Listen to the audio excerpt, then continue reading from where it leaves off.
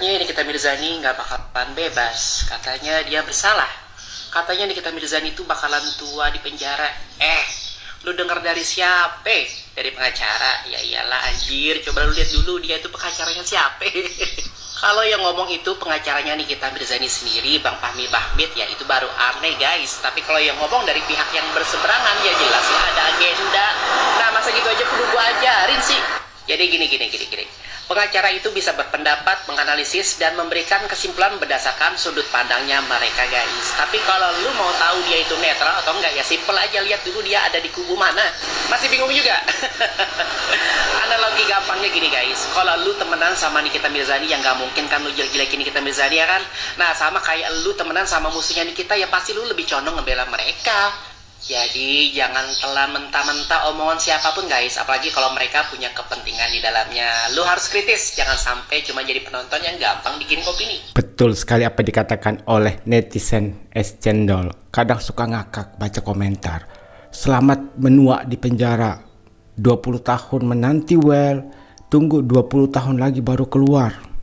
Atas dasar apa kalian mengatakan hal itu? Kalian itu hanya netizen yang sebenarnya tidak tahu pokok permasalahannya itu seperti apa. Dan nanti jangan salah kalau tiba-tiba keadaan justru berbalik. Kalian tahu kan apa yang saya maksud? Karena ada salah satu bukti yang ditolak oleh pihak kejaksaan. Apa itu? Kita lihat nanti. Paris segera membuat pernyataan mengejutkan kepada awak media. Ia mengungkapkan bahwa dirinya sudah mengantongi bukti-bukti yang sangat kuat untuk membebaskan Nikita. Guys, kabar baik banget ya. Gua tadi nemuin VT soal Bang Hotman, katanya ini bisa membuat pelapor menjadi terlapor. Video yang tadi itu sebenarnya gue potong. Kalau kalian dengar atau tahu sampai akhir, katanya Bang Hotman ini menemukan fakta-fakta baru yang bisa membuat pelapor menjadi terlapor.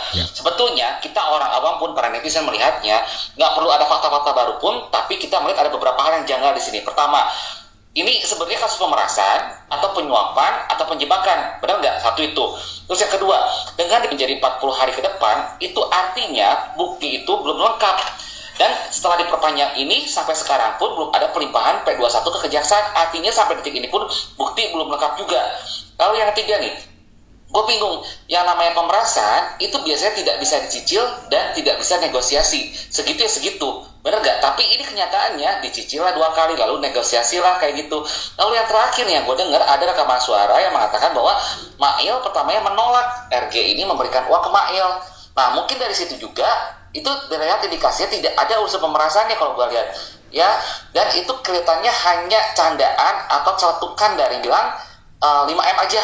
Maksudnya apa? Untuk memperberat dia, semoga tidak bisa bayar segitu. Akhirnya kami tetap keluar, tetap men-spill produk-produk overclaim dari RG gitu. Sebenarnya ini indikasi pemerasan itu gue lihat gak ada loh sebenarnya, gue bilang ya, karena kalau pemerasan itu memang benar nggak mungkin dicicil dan nggak mungkin juga ada negosiasi, terus nggak mungkin juga ada penolakan di dalamnya. Mungkin karena untuk bahasa-bahasa tutup mulut atau apa, itu hanya sekedar menggertak RG supaya RG itu tidak dekat-dekat sama Ami atau dekat-dekat sama Mail. Si abang ini sudah menjelaskan juga. Sebenarnya kita sudah tahu sih soal kejanggalan-kejanggalan dari kasus Nikita Mirzani ini. Dijelaskan lagi sama abang biar kalian paham lagi, biar kalian ingat lagi, biar nggak amnesia. Ini kasus pemerasan, penyuapan, atau penjebakan? Ayo kalian bisa jawab. Dari 3 hal itu masuk kasus mana nih? Yang kedua, pihak kejaksaan menolak berkas perkara Nikita Mirzani. Dan sekarang pihak penyidik lagi pusing-pusingnya untuk mencari bukti baru. Kuat dugaan bahwa rekaman percakapan antara pelapor dan Mail, pelapor dan juga Dr. O itu tidak bisa dijadikan alat bukti karena didapatkan dengan cara-cara yang melanggar pidana juga. Jadi tidak bisa dijadikan alat bukti kecuali kalau dari pihak instansi pemerintah yang melakukan hal itu bisa dijadikan alat bukti. Pihak pelapor backgroundnya sebagai apa? Sebagai KPK, kejaksaan, atau apa? Kalau tidak termasuk, berarti bukti rekaman itu tidak bisa dijadikan sebagai alat bukti. Saya mau minta pendapat semua ahli hukum di seluruh Indonesia. Atas dasar apa Nikita Mirzani harus ditahan? Tolong dijelaskan oleh pihak kejaksaan kepada publik pasal berapa yang dituduhkan sehingga bisa ditahan. Dan juga tolong pendapat para ahli hukum atas kejadian ini. Bang, bebaskan Nikita Mirzani. Nikita Mirzani ya bisa ada kemungkinan besar di persidangan nanti bebas.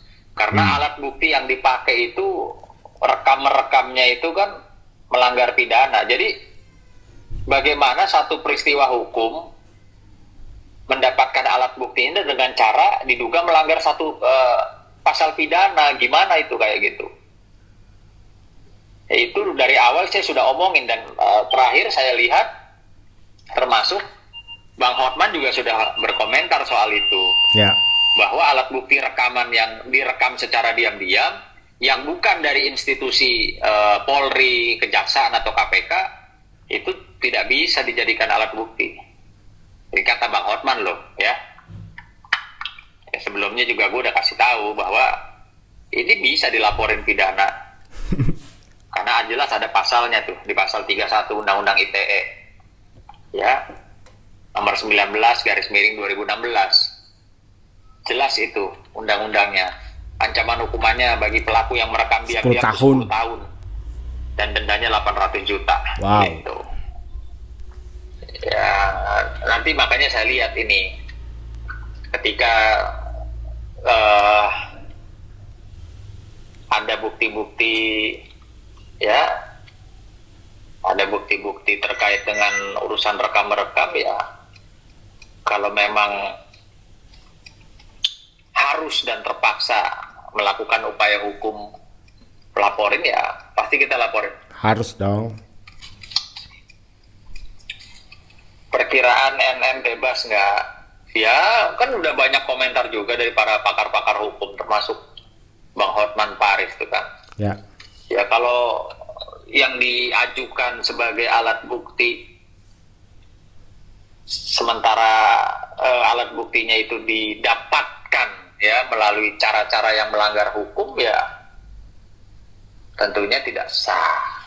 Nanti di persidangan kita uji ya, sah atau tidak sahnya ya DRG mengambil rekaman tanpa izin, ya kan, pihaknya DRG pelapor mengambil rekaman tanpa izin, itu sah atau tidak sahnya nanti kita lihat di pengadilan. Barang siapa yang merekam secara diam-diam, ya itu melanggar Undang-Undang ITE, itu aja, simple. Kalau kasus pemerasan, ya ini kebetulan kan saya banyak kawan-kawan preman ya, kawan-kawan preman atau mantan preman. Setahu saya mereka dulu kalau malak orang atau meres orang itu mereka yang aktif, preman-premannya yang aktif. Ini kebalikannya. Ya, aktif melakukan upaya-upaya ancaman gitu ya, nakut-nakutin gitu. Bukannya korbannya sih yang berperan aktif untuk apa namanya, ngasih duit gitu loh. Ya. Jadi agak bingung juga saya untuk kasus pemerasannya, agak bingung saya gitu loh. Setahu saya kalau orang meres itu pasti pelakunya akan melakukan upaya-upaya. Ya. Akan aktif lah gitu loh. Tapi kalau korbannya yang aktif, bingung juga saya. Gitu. Ampun. Kalian sudah paham kan pernyataan dari Bang Sunan Kalijaga? Bang, bebaskan Nikita Mirzani. Terus dijawab oleh Bang Sunan pada saat persidangan.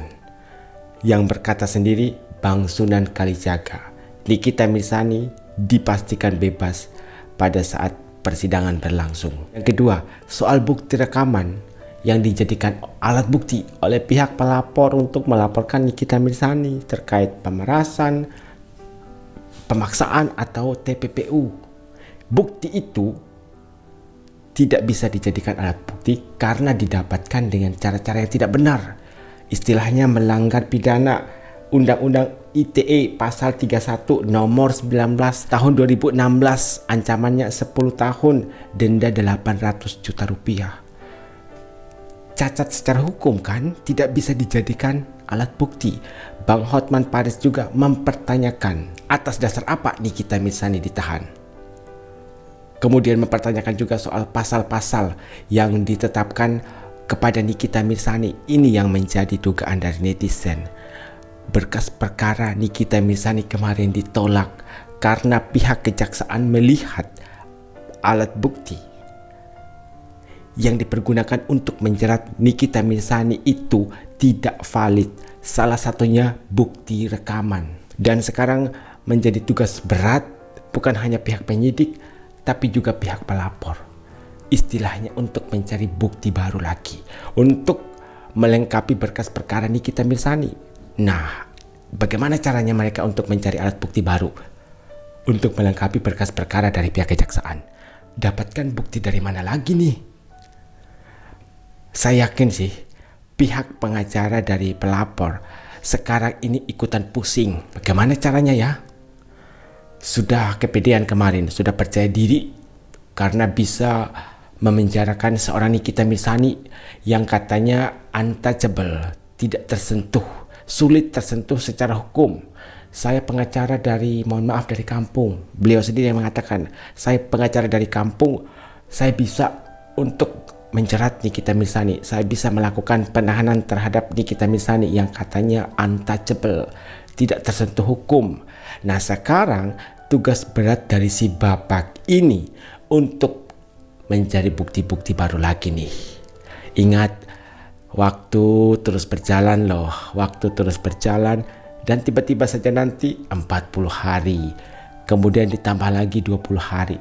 Dan kalau dalam waktu 60 hari pihak penyidik belum juga melengkapi berkas perkara Nikita Mirzani dan pihak kejaksaan masih menolak berkas perkara dari Nikita Mirzani, maka secara hukum Nikita Mirzani dinyatakan bebas. Dan seperti kata Bang Hotman Paris, pihak pelapor bisa berbalik menjadi pihak terlapor.